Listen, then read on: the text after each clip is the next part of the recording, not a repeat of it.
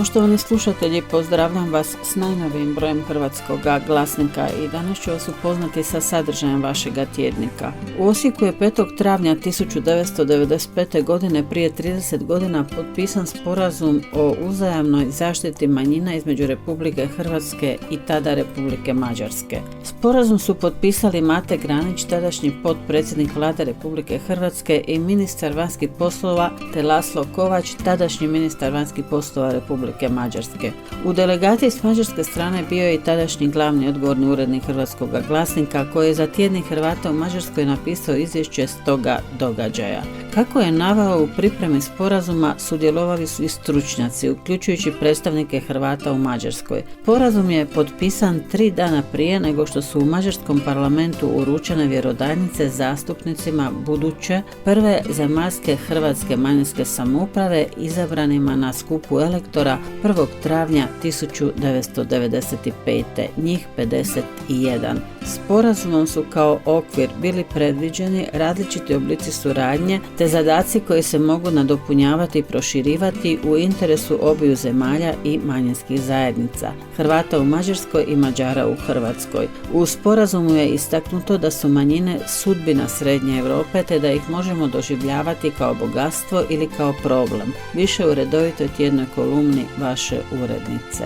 Opća deklaracija o pravima čovjeka sadržava odredbu o pravu punoljetnih muškaraca i žena da sklope brak i time osnuju obitelj koja se štiti kao temeljna društvena zajednica. Obitelj je osnovna društvena jedinica zasnovana na zajedničkom životu užeg kruga krvnih srodnika u koje se sjedinjuju biološko-reproduktivne, ekonomske i odgojne funkcije. Obitelj je prirodna i osnovna jedinica društva, barem prema tradicionalnom gledanju. Neke funkcije koje je nekad tradicionalno obavljala obitelj preuzele su državne ustanove, odgojno-obrazovne, vrtići i škole, starački domovi te razne druge ustanove za socijalnu skrb. U našem slučaju i usvajanje ili učenje hrvatskog jezika preuzeli su vrtići škola. Više u tjednom komentaru Hrvatskog glasnika.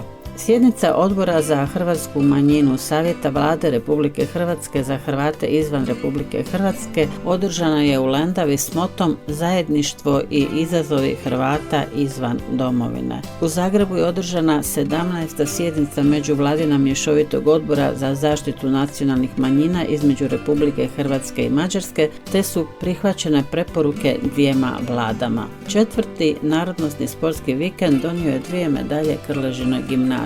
U osnovnoj školi Sečenju u Mohaču održano je regionalno natjecanje Lijepo čitanje na hrvatskom jeziku za učenike osnovnih škola u kojima se predaje hrvatski jezik i književnost. Matica Hrvatska je u svom zagrebačkom sjedištu organizirala predstavljanje knjige Kazališni život Hrvata u Mađarskoj autorice Kristine Glavanić. U Hrvatskom vrtiću, osnovnoj školi, gimnaziji i učeničkom domu Miroslava Krleže predstavljen je Hrvatski kalendar za 2025. godinu. Hrvatski kalendar za 2025. godinu predstavljen je i u Pomorskom Serdahelu. U organizaciji načelnika Narde, Čembe i Murskog Središća počeo je projekt 3 države, 1 jezik. Projekt je s ciljem zbližavanja građanskih Hrvata iz spomenutih naselja u Austriji i Mađarskoj te Hrvata iz matične zemlje počeo izletom u Budimpeštu. Folklorna skupina Židanske zvijezdice iz Hrvatskog Židana odradila je 2 postaje svoje gradišćanske turneje kojom obilježava 10. obljetnicu postojanja. U Hrvatskom kazalištu Pečuh premjerno je izvedena predstava Sjeti me se u režiji Damira Mađarića, nastala u koprodukciji